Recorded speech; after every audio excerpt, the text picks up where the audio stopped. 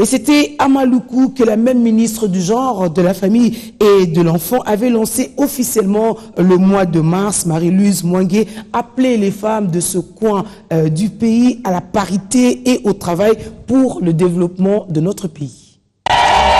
Maluku, une des municipalités de Kinshasa, prend en charge la cérémonie de lancement officiel du mois de la femme.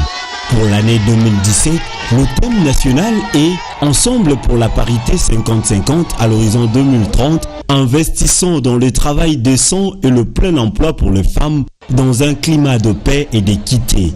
À l'occasion, la ministre du Genre a appelé les femmes de cette contrée à travailler plus et les encourage à œuvrer dans les coopératives.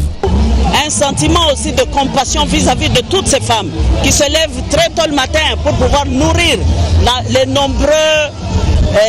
la nombreuse population de Kinshasa et surtout les encourager aussi, leur dire qu'il n'y a qu'un le travail ennoblit et que tout travail doit ennoblir celui-là qui le produit. C'est pourquoi je me suis dit qu'il ne faudra pas qu'elles se découragent, qu'elles continuent, mais surtout qu'elles œuvrent dans les associations, les corporations. C'est la seule façon où nous pouvons les aider dans des microcrédits, dans les Makelemba et ainsi de suite.